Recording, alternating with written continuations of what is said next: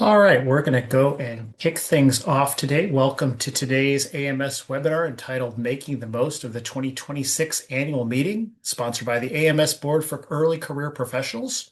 I'm Adam Stepanek from the Commodity Weather Group, and today I'm excited to introduce three other speakers who will be giving a short presentation, followed by an open question and answer session. First, we have Jen Ives, the Director of Meetings at the American Meteorological Society and a multi-year participant in this pre-AMS webinar.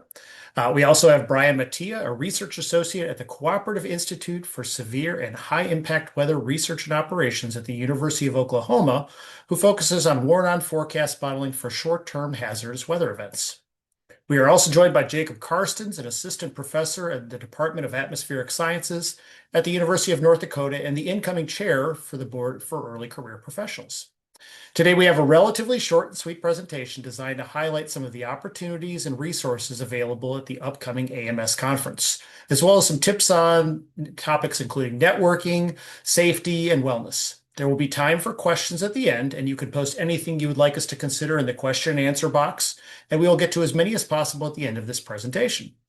So without further ado, I'm going to pass things over to Jen to start today's discussion. Jen? Great. Thanks so much, Adam.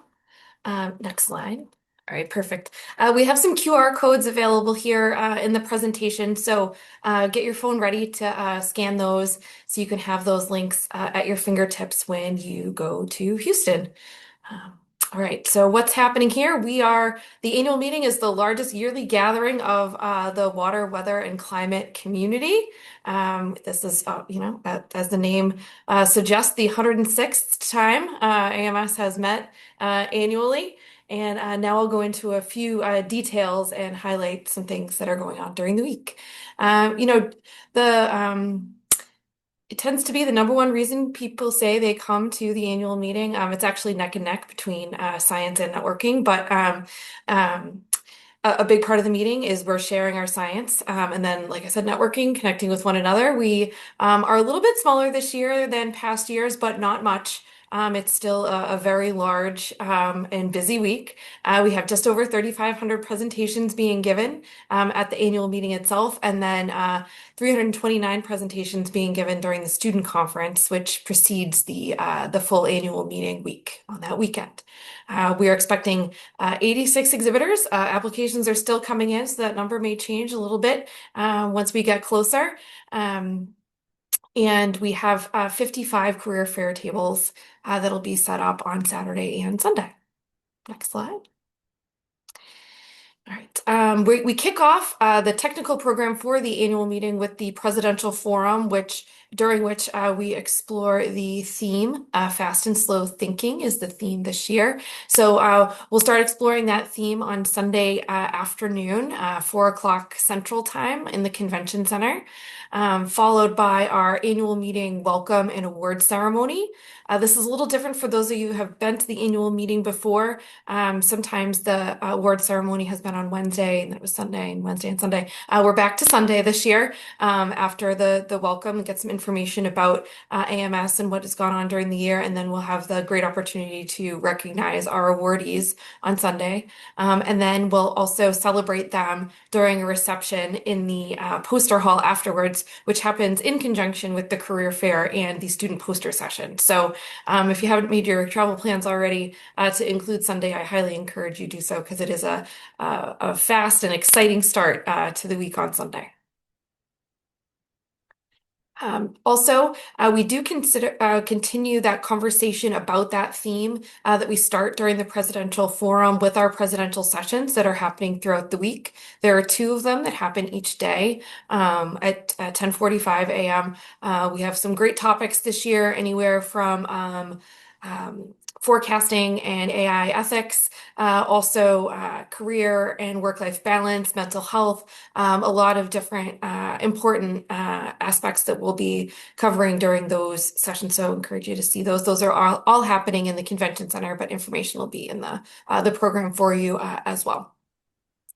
Also, we get to do a little bit of celebrating, a little bit of connecting during Wednesday Night Live, which will be happening, as you may have guessed, on Wednesday evening at 7 o'clock over at the hotel, our headquarters hotel, the Hilton of the Americas, which is conveniently attached to the convention center by a sky bridge. That's a great time to relax, meet up with people who you may have connected with during the week, and just a really relaxed setting. Also, we'll be celebrating the fact that we are meeting in Houston. There may be a little line dancing happening there as a little preview for you to enjoy a little Texas flavor while we're there. So next slide, and then just for those of you who haven't been to the meeting before, who comes to our meeting? We just hit 5,000 this morning, so I can safely say we'll have over 5,000 scientists, professionals, students, educators, and researchers from around the world. Like I said, our numbers we're expecting to be a little lower than past years, but really not much. And it will certainly feel different than any other past years where you've been to the annual meeting as well. We're just looking to provide a venue for all of you to make relationships, share your science, and have an overall great week. And we really are looking forward to seeing you, whether in person or virtually, very soon. And then I'll kick it over to Brian to talk a little bit more about some tips and tricks for the meeting. Thanks, Jen. Hi, folks. So I'm going to talk a little bit more about like what to expect for the meeting and kind of just little tips and tricks for your time in Houston. So obviously, for first-time attendees, we want this experience at AMS to be a memorable one. We want this to be a fun and engaging time for whoever's going to be present. And as a result of that, we have a whole program and app that you are able to look at and feel free to browse through. Additionally, there's plenty of opportunities to network in various different channels, and I'll get to more of that in just a minute. But for now, you have an option to join the 106th Annual First Time Attendee Slack channel at the hashtag right there. It's important to also realize to be able to engage in activities that interest you, and whether that's in weather research or climate research or just things in general and sessions in general that appeal to you, so that you can learn more about what's being worked on in the science. The big part of AMS is, of course, being able to meet new people. Obviously, as Jen alluded to, we have thousands of attendees potentially coming to the meeting. So it's very important to be able to just introduce yourself and get out there and get your name out there and learn more about what people do and what their work is in, so that perhaps you can be inspired by ideas to do future work yourself on that. It's also important to ask for help, whether it's getting around the convention center or just in and around downtown Houston. Plenty of people will be around to be able to guide you in that. And then also, you want to make sure to take care of yourself, because there's a lot going on in this at AMS every year. It's important to prioritize what you want to look at, what you want to visit, and also what you want to do with your time. Because again, granted, it's about a week in Houston, just about 5 days for the actual meeting, but there's a lot packed into that. So you want to make sure you can keep yourself healthy, keep yourself relaxed and comfortable, while also being able to enjoy what you want to be able to watch and see. So next slide. Yep. So first things first, you can access the program. You can either visit the online program at the AMS, or you can actually download the mobile app, which is available now. I've actually got it on my phone, and Jake is showing his on his phone as well. So proof of concept that it is live and running. So in order to do that, you just search for AMS 2026 in the App Store or the Android Play Store. It's available on both platforms. And then you would log in using your registration email and your confirmation number when you submitted registration, so that you could see the Zoom links, you can access the attendee chat, and also build your schedule throughout the week. So as I mentioned before, you want to be able to engage in activities that do interest you, and perhaps even get you outside of your comfort zone with what you're used to doing research in, whether that's in weather research or climate research or anything in between in the weather, water, and climate community. There's plenty of talks throughout the week that will be able to go ahead and fill in the time, so that you can go ahead and see what's being worked on. And the good thing is that the user interface with AMS is very intuitive, so you can browse by the conference and symposium you want to look at. And then you can also search for keywords or for particular speakers that might interest you to see what sessions are available, and also what times those presentations will be had.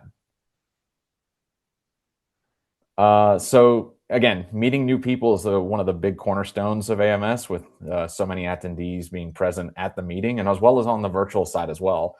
There are plenty of opportunities scattered throughout the week that you could be able to engage with other folks during presentations and also during the off times. So like, for instance, we have coffee breaks that are usually after the first couple of sessions in the mornings.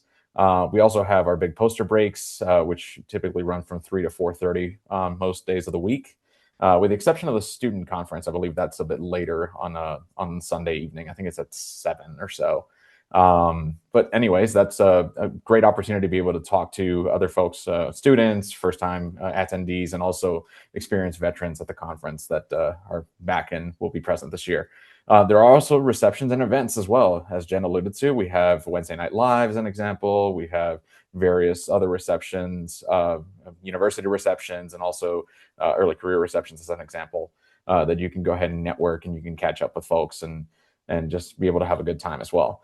There is also the ability to engage in a synchronous chat in the online program and app. There is a platform available for that. So you can ask questions to particular speakers about their research, about their talk, and kind of just engage with them in that. And the important thing is to get social. It's a big thing every year using hashtag AMS 2026, whether you're on X or on Blue Sky or even on the other platforms such as Facebook and Instagram. Just use the hashtag. It's very well looked at. And if you're interested in using any of the logos and graphics, the official graphics from the AMS, those are available in the online social media toolkit, which is provided in the QR code that you see on the right here. And then also, if you are attending, there's also a Slack channel being developed. Make sure to check your email for more information on that. But that's another way that you can engage with other presenters and other attendees as well. So as I said just a second ago, we just joined the Slack channel.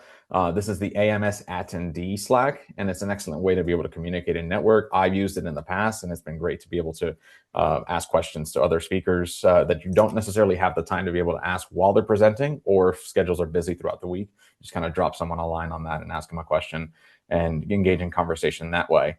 You can join the hashtag 106 annual Slack channel within the AMS attendee. It's a group chat for everyone attending the 106th annual meeting, and that's going to include things such as important announcements, reminders, and general tips and tricks throughout the meeting. And as I mentioned, you can ask questions, general questions about AMS in general, and also give your chance to promote your presentation on there. It's very important that while you're there, you can actually make it visible for others that want to attend. And again, the QR code to join the Slack channel is on the right, and there's plenty of more instructions within that as well.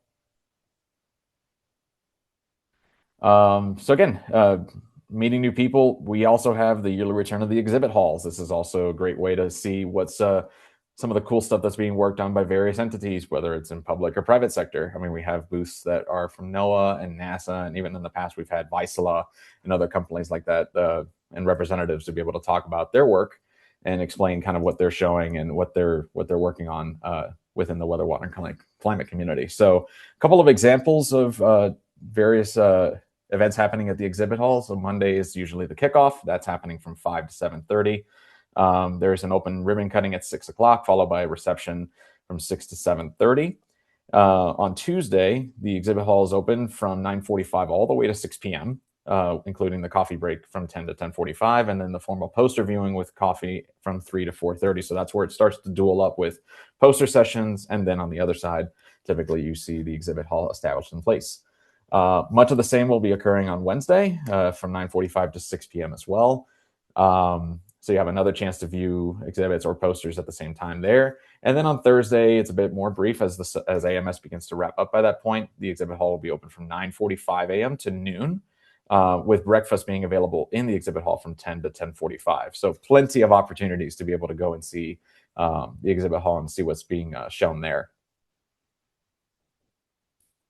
All right, so if you're newer to the conference or really just need a refresh on some of the other things that are taking place, we highly consider just getting a professional headshot done. There's a booth that's going to be available where you can go ahead and have a professional picture taken that you can then use for LinkedIn and other social media websites. I personally have used it before, and in fact, that's the same headshot on my profile that was taken when I was at the Baltimore 2024 conference. So it's a very useful and very engaging service that's being provided, which is fantastic, and encourage everybody that's going to be attending to be able to take advantage of this.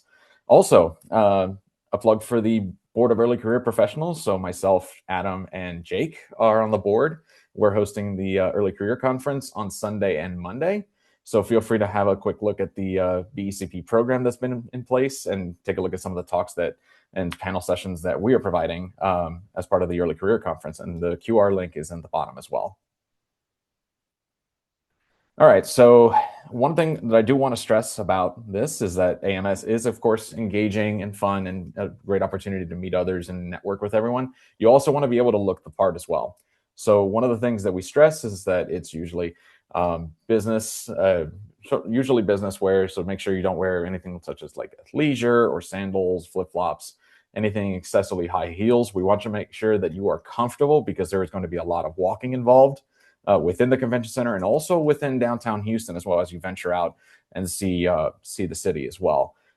Graphic tees or any kind of immodest clothing is not recommended at all for this. Instead, we recommend, again, business casuals, suits and ties, and formal dress wears. So there's dress wear for business attire. So that's what's recommended. Other tips that I could recommend here is to consider wearing layers.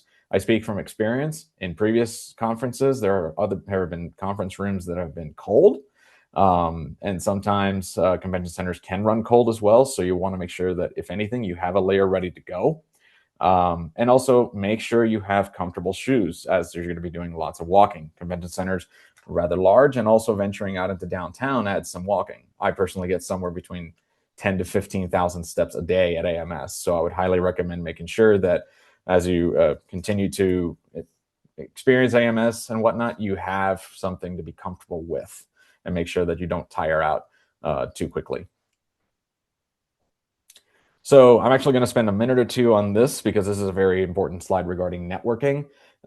So obviously this is a cornerstone for attendance at AMS. So you want to make sure you talk to people who have a position that you may be interested to have, a similar position in the future, or can help you get to where you want to be. So this is where the name tags come in. You'll see the affiliation. You'll see what they represent within the AMS, whether they're a fellow or whether they're part of a board. You want to make sure that you can keep yourself active and aware of who you're going to be engaging with, so that you can ask questions to them and also learn from them as a result of trying to make sure you can put yourself in the best position for the future and going forward.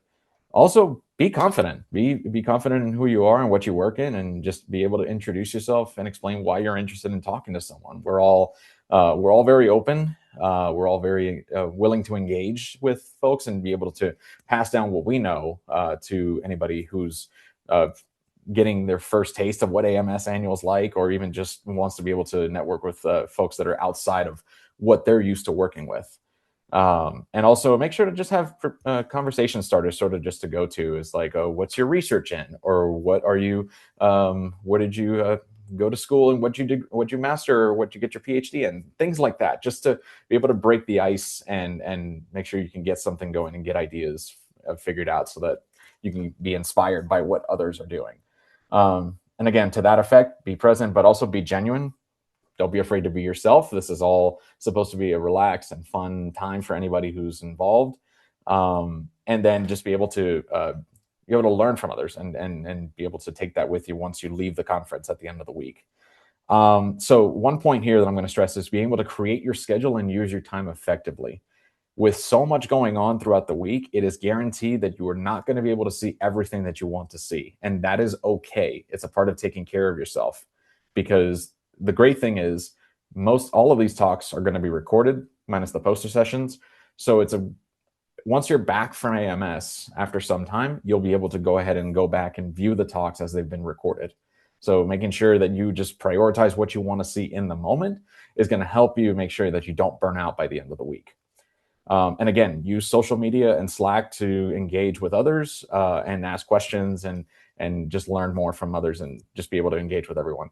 Also, make sure to create an exit strategy for when conversations go too long. I've done that before, where I've gotten into very engaging scientific discussion with others, and before you know it, it's a half hour or it's like 45 minutes, and you have to jump to the next session. You want to make sure that you can keep things going and also keep things engaged, but also make sure that you can prioritize your time and use your time effectively, so that you can keep moving and get to the sessions that you need to get to next. Something else that we'd recommend is carrying a small bag or a briefcase with you to make sure you carry your business cards. It goes back to making sure when you introduce yourself to someone that they remember you and they remember your name, and then you have your contact information so that you can reach out. You can either reach out to them or they can reach out to you. It will work both ways. So that's very important. And also consider offering help to others rather than exclusively asking others how they can help you. Again, it's two ways, and to make sure that we build a community that is helpful in all aspects, to make sure that we're all willing to help better ourselves and also willing to help others if they need to. And then lastly, personalizing any kind of conversations and asking questions. Just all a part of the message, the broader message that I've gone over, is to make sure you're engaged, make sure you're having fun, and also taking the most out of this experience. So with that, I'm going to pass it off to Jake, who's going to talk about general safety tips and things to do in Houston. So Jake, take it away. Thanks, Brian. And I think I did a pretty good job of, I don't know, I think my camera's going away. Okay, there we go. I think I did a pretty good job with the anticipating when y'all wanted to go to the next slide. So I think we're in good shape here.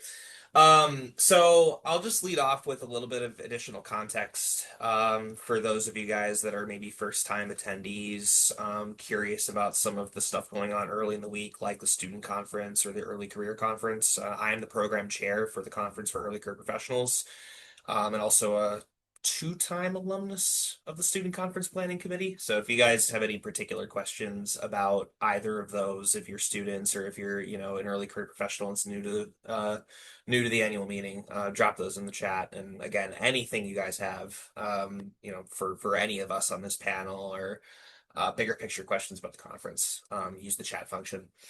All right, so I'm going to talk a lot about safety because it's an important topic, of course, and it's something that, is one of the, I think, key generators of questions in past annual meetings, because while Houston is set up very nicely in that a couple of the core hotels are located so close, even connected via Skybridge to the convention center, still a big city, right? And it's a lot of new people in a new place unfamiliar to them. So I'll go over a few different tips and some resources that are housed on the AMS Annual Meeting website. Of course, for emergencies, call 911.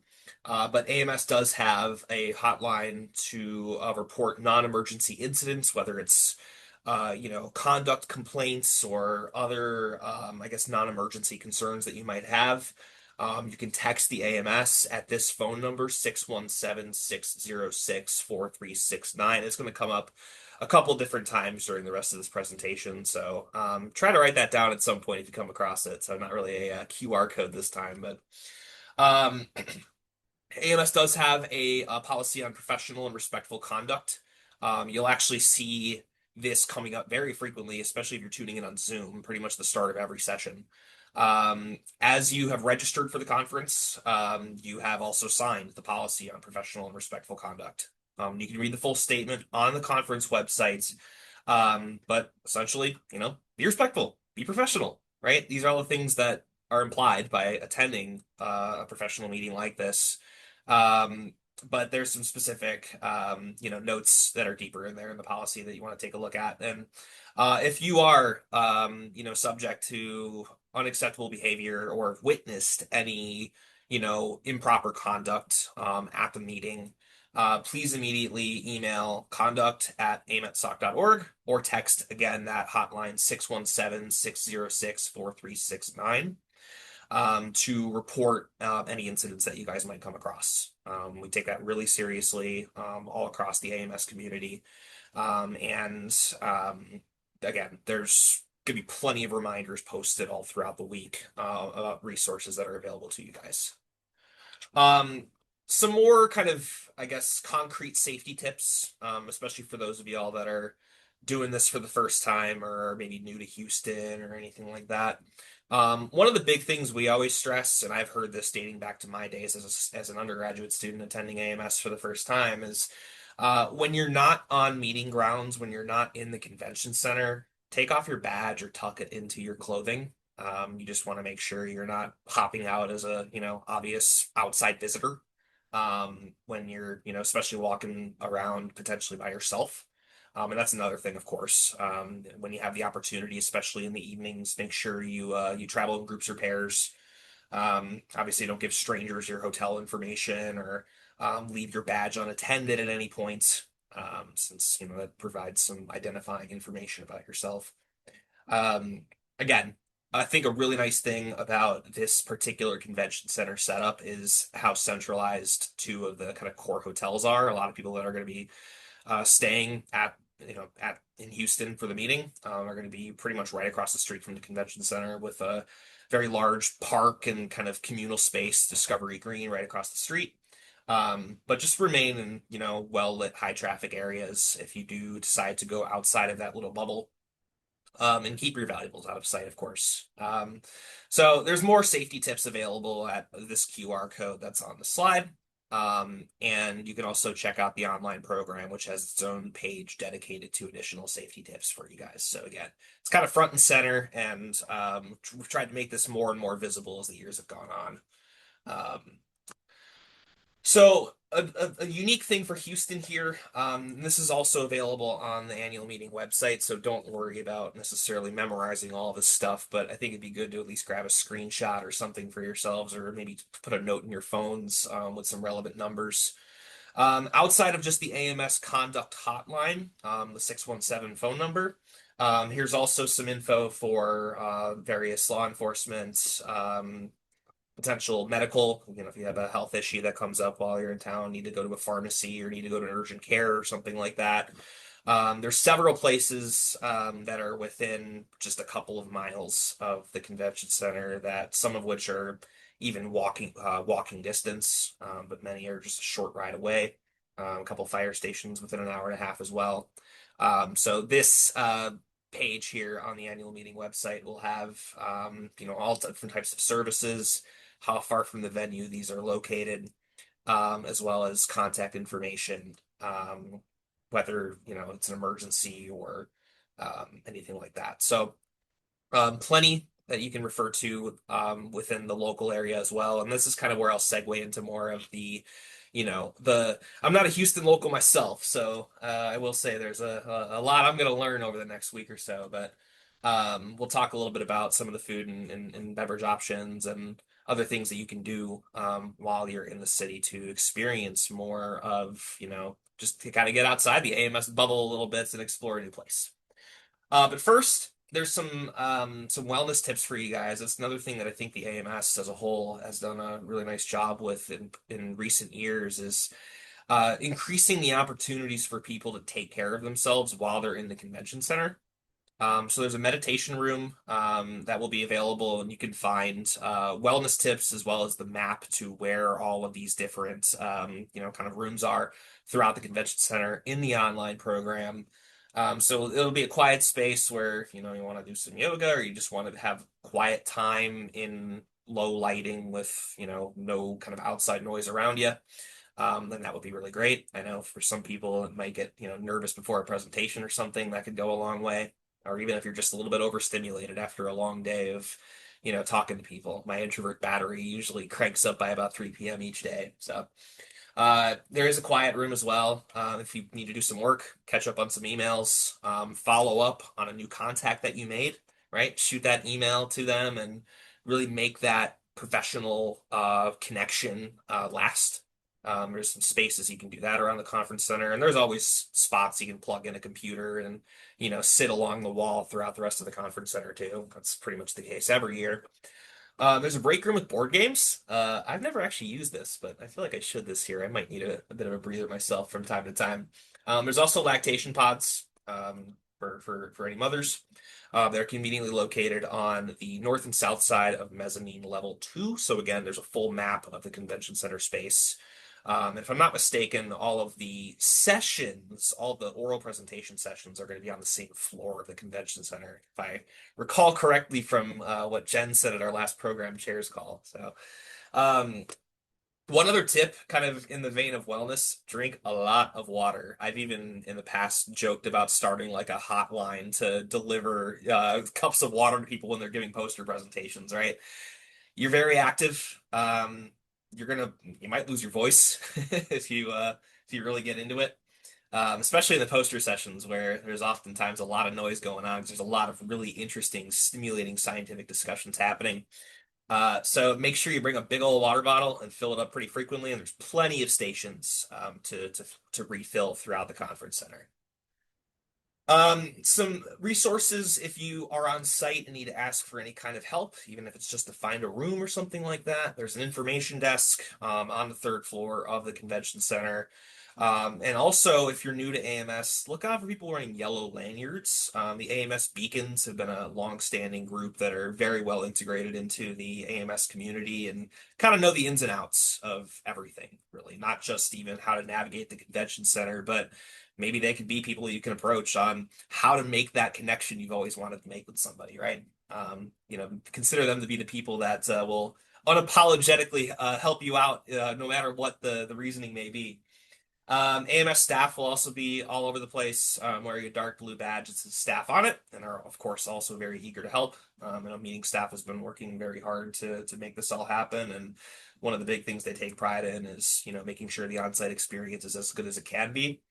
And there's also none of this could happen without talented student helpers as well. So there's a lot of student assistants that are working in session rooms, making sure technology is working seamlessly, helping to upload presentations in the speaker ready room for those of for everybody giving oral presentations. Um, Make sure you thank them as you leave a session because they do a lot of hard work and also do take a little bit of time out of their AMS schedules to make the conference run smoothly. So be sure to look out for them as well, especially for some more of the technical stuff that's going on in the background. And of course, we don't want to forget about you guys that are virtual as well.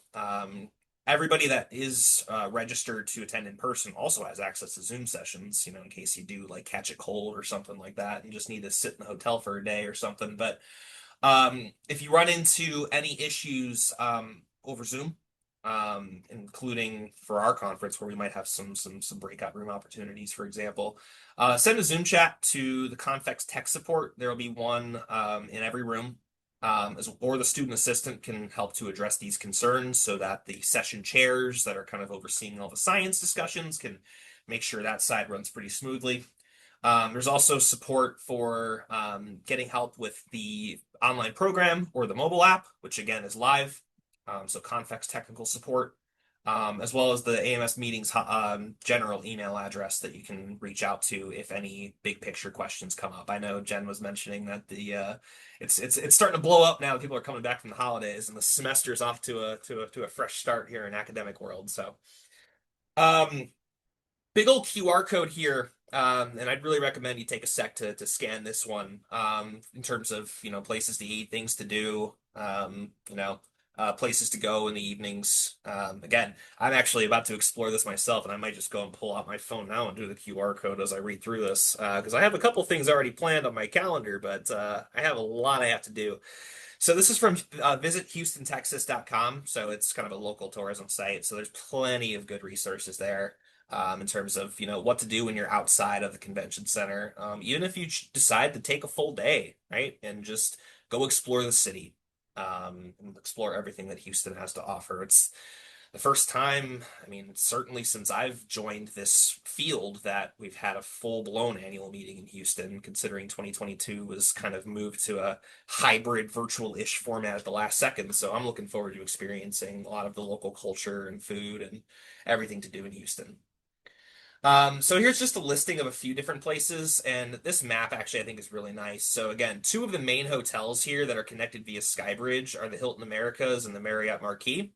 And there's several restaurants inside of each of those, but there's also some, slightly, I guess, cheaper options all around the area as well if you're operating on a bit more of a budget. Discovery Green is a really nice space, just honestly, if you get a nice day where it's like 66 degrees outside and you just want to, sit and tune into a session from your computer or something like that, go get some sun, right? But plenty of places to eat that are within a 10-minute walk of the convention center, and even more beyond just what's listed here. So you can see a full listing of options in the online program as I'm now scrolling through my own phone to try to figure out some more of these options for myself. So we want to make sure we have plenty of time to go over some, questions that you guys have that are attending live. All of us are also happy to answer questions after the fact as we approach the annual meeting. Personally, if you see me there, come annoy me, and I would love to, get to meet new people. That's a big part of, I think Jen maybe mentioned like half of it is the science, half of it's the networking. We all love both, everybody that's sitting here right now. So. I'll get out of the way, and I don't know if Adam wants to get the conversation started, or if any of you guys have questions drop them in the chat, and we can, if it's to all three of us or just one of us specifically, anything's fair game. Yes, thank you very much, Jake. And I'm pretty sure about 3 or 4 years ago, I probably annoyed you at a conference, and that's how we got to meet each other. And here we are on a board together. So, absolutely, please, if you do have questions, drop them in the chat, and I'll try to address as many as possible. But as is usual, I'm used to things quiet, at least at the onset. So, I'm going to go ahead and just kind of ask a question of the group because I think this one always brings up some pretty interesting thoughts for people to ponder. And that's what is one thing the folks here wish they knew before they went to their first AMS annual conference? And I'll let anyone who wants to take it first go for it.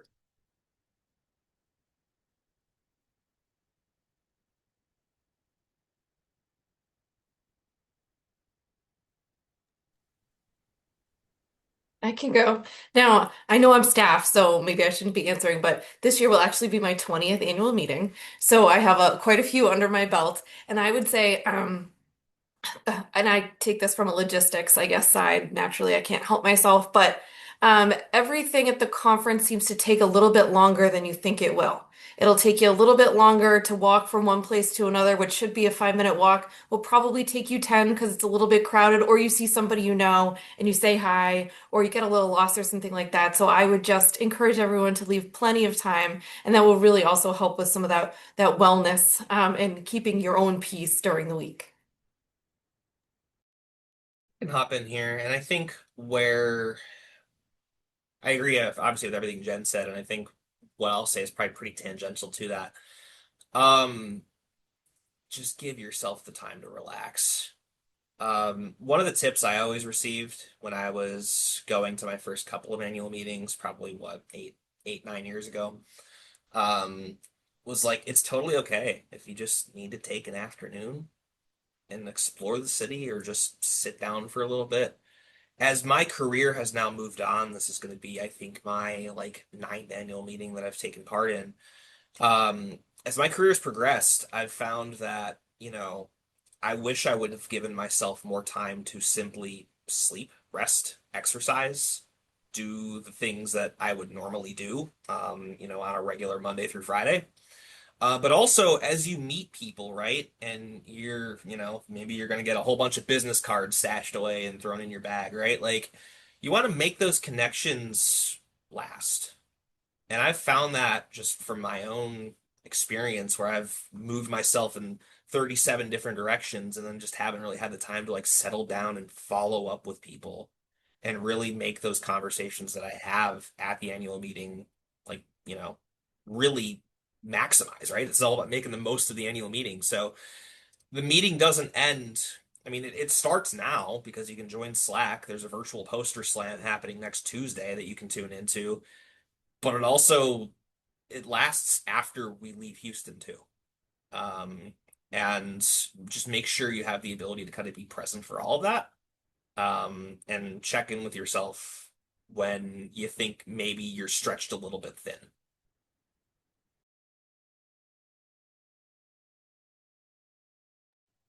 I think I'll just add, I mean, pretty much everything that Jen and Jake have talked about pretty much hit it on the head.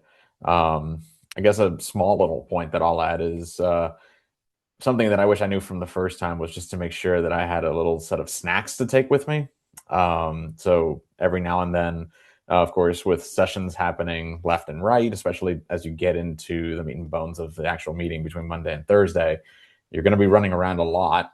And one thing that it now it makes sense to me, having gone to several annual meetings myself, is to be able to have just like a to-go bag with snacks, to be able to just in a pinch grab it and get going, and keep moving until there's a little bit more time to be able to step away from the convention center, go and get food, or a meal or anything like that. Just to make sure that you don't start feeling, I guess, feeling like you need to like eat something when it's not the best time to be able to jump out because you're in a session or because you're engaged in a conversation. You just want to make sure you're prepared for that. So I don't have much else to add besides that, apart from what has already been talked about, because that's also an experience that I faced as well, is just to make sure that you give yourself the grace to slow down and take time for yourself, so as you can avoid potentially getting sick or burning yourself out, and things like that. So yeah. I guess I'll even jump in and answer my own question. One of the things that I remember thinking at my first conference was when I sat down at one of these sessions that I had to sit there for the next six talks, and it is perfectly acceptable to move around. Going back to what Jen mentioned, though, things are not really as close as you think they might be. So it's not like you can jump session to session and hit everything perfectly. Some will be running a couple minutes faster than others, inevitably, and things like that. But by all means, you can attend part of a session, a talk or two, and then move on to a different one. Another thing that I think is important to note is that nowadays things are recorded, as we mentioned, the availability for people to watch on Zoom and to attend virtually. And what that also means is that as you're perusing that program and you think, oh my gosh, at 9:30 a.m. on Tuesday, there's four different places I'd like to be, is that idea that keep an eye out for what you can attend at a later time. And it may not give you the same opportunity to ask questions in the moment, but most presenters are going to be more than happy for you to contact them after the fact and ask them a couple things about their work. And it's another way to kind of continue that networking long after AMS has finished. And that goes a little bit to what Jake said, the idea that we're already kind of starting and it ends well after the actual physical presence in Houston is long over. So those are at least a couple of the things that I would also keep in mind.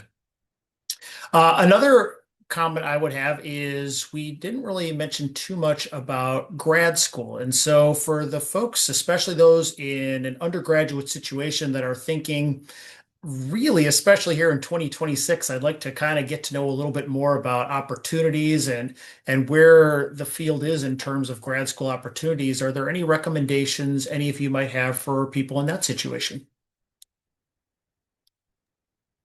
I could start on this. And I actually think I might I'll do something different here and try to just share live, navigating through the conference program a little bit. So yeah, this is one of the places you can find me and annoy me. Um, the first thing I would recommend, along outside of course, the programming for the student and the early career conferences being very focused on professional development, meeting new people, learning about career opportunities out there for you, is Saturday and Sunday evening. There is going to be a career and graduate school fair taking place in the poster hall. On Sunday, it's going to be concurrent with the student conference poster session, so a chance to kind of see all the great work that undergraduate and graduate students all over the community are doing. Saturday, though, it's only open to people that are registered for the AMS Student Conference. So you get a little bit of extra access to a whole bunch of different employers, internship opportunities. This is just a list of some of the different institutions and, companies that are going to be out there looking to talk to students. And actually, one of the things I would really recommend here, and this is just kind of a brief survey of, the different groups that are out there. Something I would recommend to you guys if you're, maybe a little bit nervous about this idea of meeting new people is to kind of use the career fair as a chance to get some reps in. Because there are people that are sitting at these tables whose job, frankly, for those 2 hours is to have those introductory conversations with people. And so you can obviously learn a lot about what's out there, but you also can just kind of get some practice talking to new people and not only just, saying hello, but talking about yourself a little bit, right? I love as I'm sitting there in that role recruiting for my own institution, like I love to just get to know the people that come up to our table. So consider that as kind of like a first step, but the networking never really dies throughout the week. And the exhibit hall then provides a chance for, I think, a lot easier one-on-one access to potential, especially employers in like the private sector and federal, for example, because you can kind of drop in any time of the day and there's always going to be somebody lingering around to give you some resources. So I always learned about a whole bunch of new private sector jobs every time I go walk around the exhibit hall, and I've been doing this for years. So kind of a starter from me, but I don't know if Jen or Brian or Adam even have anybody else or have anything else to fill in.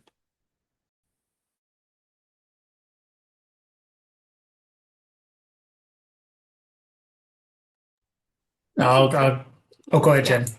No, I think you covered it. I think also something that'll be new this year is we're doing a career advisory center at the annual meeting in the exhibit hall. So taking advantage of that would also be beneficial if you didn't have plans to do that already. Yeah, the only other thing I would add is that for those that are sitting and listening and planning to attend that are either undergrads or early in their careers and thinking about the grad school, and this goes a little bit to another thing we're up in the meeting is talk to the students who are in grad school. There's going to be career fairs and job fairs and things like that where you can talk to people who are in charge of a company or chair of a grad program and things such as that. But you can learn a lot about what opportunities exist from talking to the people that are kind of in the trenches right now. And so, whether that be at some of the poster sessions, I strongly encourage folks that are newer to this to take advantage of the poster sessions. I love a good talk, but I find myself gravitating to the poster sessions because you can have much more intimate and sometimes more meaningful conversations one on one or even in a small group at a poster and really get to know someone and where they've come from and where they're going. And I think that that might be another way that if you're looking for grad school opportunities, kind of learn a little bit about the environment at a certain school by talking to someone who's there. And so, again, the sky's the limit on the various resources that you do have at an AMS annual conference, but that's another maybe, I don't want to say overlooked, but maybe less thought of way of interacting and learning a little bit about more opportunities that might exist. So I'll dovetail to another question that's kind of a comment in the Q&A, but I'm going to make it into a question, and that's folks are going to be coming to this with all kinds of different budgets, especially those that might be listening in or watching the recording at a later time, attending their first AMS conference.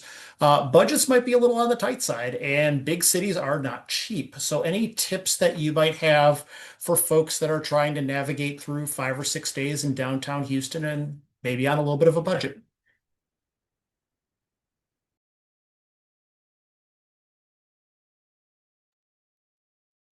I can start on this. Um, so I mean, the person who dropped this in the chat or in the Q&A, who happens to also be one of our board members, already kind of answered this a little bit, but there are plenty of opportunities for free food throughout the week. So like one example that at least I'm, kind of in touch with is the reception, the early career professionals reception that takes place Sunday evening. And that's all kind of after the annual meeting welcome reception takes place. There's a lot going on Sunday evening, but a lot of opportunities to just kind of drop in and get a good bite to eat and meet some people. But there's other kinds of events that are taking place. Like, for example, I think the student conference usually provides lunch for those of you guys that are attending that on Saturday. Other kinds of like town halls and other events that might provide free food for you guys. Of course, the hotels will, I mean, well, there's free coffee all over the place. And oftentimes during the poster session, you might see some various snacks kind of, lingering around outside. But also just echoing what Brian said earlier about, just bringing some of your own stuff too, because you also don't want to necessarily just be like a you know, uh, completely dependent on the ecosystem around you, but you probably want to have a little bit of control over your, like just make sure you're kind of staying on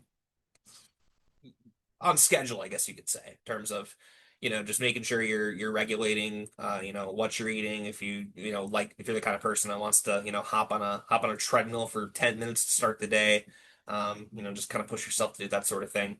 Um, So, you know, that's there's probably a whole bunch of other stuff in the resources that we've shared about things to do in Houston on a budget, for example. But there's even plenty of green space, pretty close to the conference center that people can explore and just kind of, get some fresh air, that I think could go a long way as well. So I'll start there, and I don't know if Jen or Brian, maybe Jen, I don't know if you have anything else more concrete since you're more in touch with this than I am.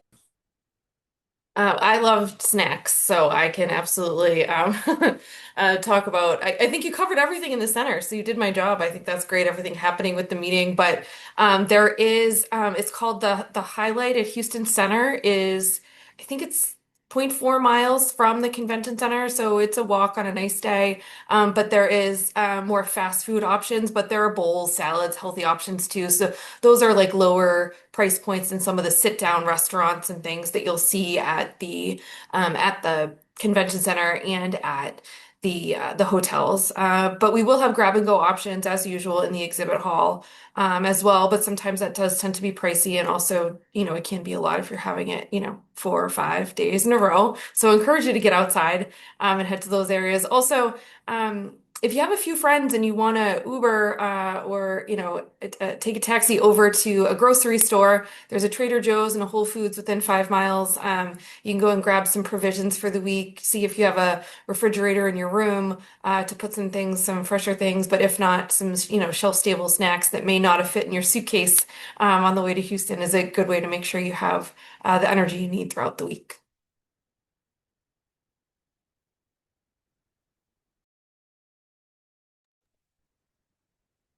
I think just probably just want to add to one more thing. And I'm not sure if this was already mentioned, but typically when we're speaking strictly to what's going on at the conference, Wednesday Night Live tends to have food options as well, and that's you can easily quite make a meal out of that.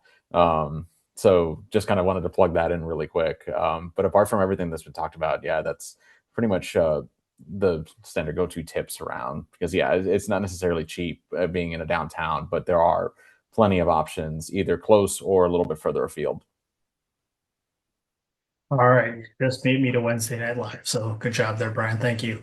One more thing I'll bring up, and that's related to the fact that I think if we were to do one of those word cloud things for what's been said during this talk, you'd have networking be in very large letters. And I think to a lot of people, especially first time or second time attendees, networking is one of the more intimidating aspects, especially when Jen puts up the stats of how many people are going to be here and how many presentations there are going to be.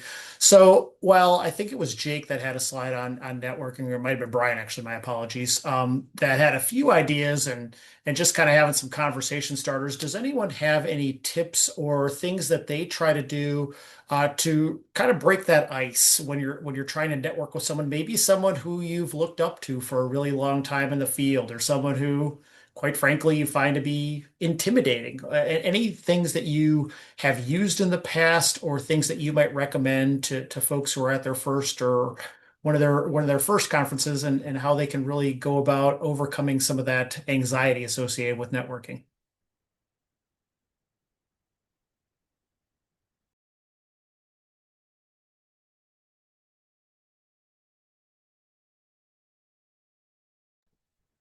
Trying to think of how to phrase what I'm going to say. For lack of a better term, um, I've actually found it really helpful to like find a quote unquote wingman of sorts, right? Like, you know, if you know someone, even if it's another student in your cohort or something, or if you're a professional attending for the first time, or you're somebody that's coming from kind of outside of meteorology but want to explore more about this community, um, you know, it's you can pretty quickly tell who the loud people are in the room, and they can really go a long way in, setting up those conversations, right? The AMS beacons, we talked about a little bit earlier, the people with the yellow lanyards, um, those are people you can certainly, come up to, not just for help with navigating the conference center, but with, potentially making an introduction or something like that. Using those kind of, you know, using the things like the career fair and the exhibit hall again, where you kind of have some structure there already you kind of have the conversation starters there because you're interested in, whatever service or product or whatever that person is or that group is providing. Those kinds of things can really help to get the ball rolling. And I only say the whole like wingman thing because like I've really enjoyed that personally. The last few years of like kind of being that loud person that people can just, call over and be like, "Hey, help me talk to this person." And then I will just say like, "Hey, this is so and so," and then I just walk away and let the rest happen. Those are the kind of things that are really like enriching. And I think you'll find that too. Like if you're new to this community, it's a really supportive, really integrated group, that wants everyone to have that kind of holistic experience. Um, so again, use those early opportunities. If you're a student attending the student conference, for example, they're going to make you stand up probably and, go sit next to someone you don't already know. That might be part of like the very first session, right? Like even that kind of goes a long way. It's just all about the reps, right? And it's about like not overthinking like how the last one went and approaching each new conversation as an opportunity.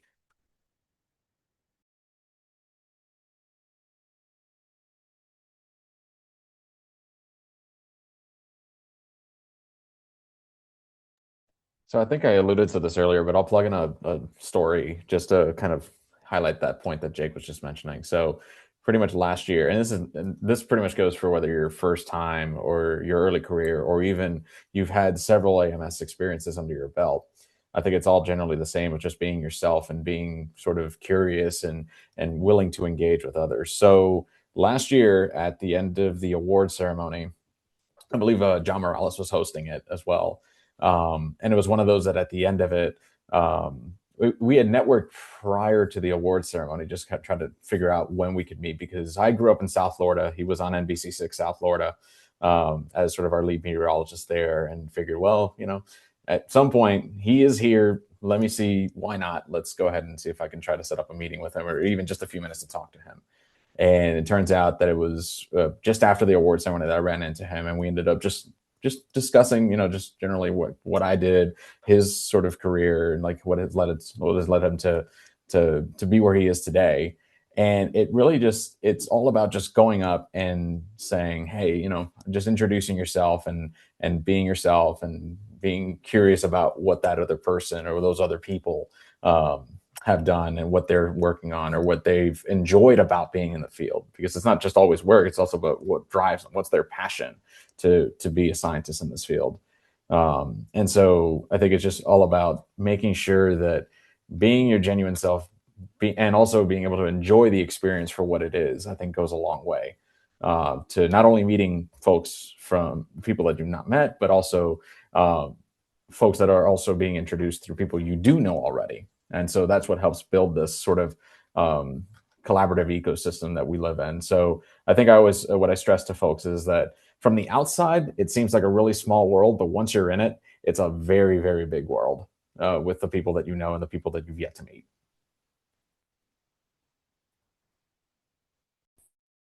Very good. Well, I'm going to wrap things up since we're short on time and give everyone the opportunity to make one final comment, and that's what was your favorite thing about attending the annual AMS meeting? Maybe something that hasn't been mentioned so far, maybe something a little outside the box, but what keeps you coming back every year to the AMS meeting and would have you excited if you were, well, scary to think, a first-time attendee this year? It's been a few years for me too.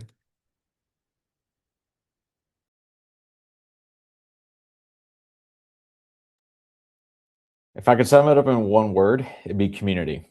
It was one of those that I think was mentioned earlier, where it doesn't just stop at the meeting. So once the meeting ends Thursday afternoon, the connections will continue and the growth will continue. And it's kind of just one of those addicting things where it's like once you're finished with one, you're just itching to get everything ready so that you're there again the next year, and then you're there again the next year and the year after that. So it's really it keeps you coming back for more. So the things you learn this year, you're going to be able to take through for the next 11 months until you start planning to be there again, hopefully for the next meeting. And so it's kind of that cycle. And that's what I tend to look forward to the most. Yeah, he nailed it. Community's the perfect word to sum it up. I saw this meme like a month ago that was like every family has one person that checks the Doppler radar. And you can now imagine yourself being in a room with 5,000 of the other family members that check their Doppler radar. You know, as scary as it can sound to be in such a big space and to be all, dressed up all formally and everything like that, it's like it kind of takes you back to like we all kind of came from somewhere. We all kind of thought clouds were cool, or we just wanted people to be safe from tornadoes, right? That's what brings a lot of us together. And to be in a space where so many of those ideas and those interests are exchanged and are shared amongst each other is it's just something I love every year. I always round a corner and I see somebody that, is an old friend from the past or a new friend that I get to make. So yeah, Brian. Yeah, really. No notes on that. Also, I have a different perspective because it is my job to be at the annual meeting, very specifically. But also, I mean, one thing that's also very special, and I would say community is the most special part about the annual meeting for sure, and AMS in general, which keeps me coming back, in this job. But also, I think the different opportunities that the annual meeting does present to attendees, is so varied and wide and vast, so that you can, um, focus on one thing this year and focus on a completely different thing another year and have a completely different experience, but it's still a great one, and is still fulfilling. So I think that is a unique part of our meeting as well. All great input and nothing that I would argue with here whatsoever. So again, that will conclude things for today. Hopefully, if you're watching this live, you've enjoyed the past hour, and if you're watching the recording, you've been able to find something to take away and get you either excited for the upcoming meeting or ready to try something new this year. And again, our appreciation to Jen and Jake and Brian for being panelists today.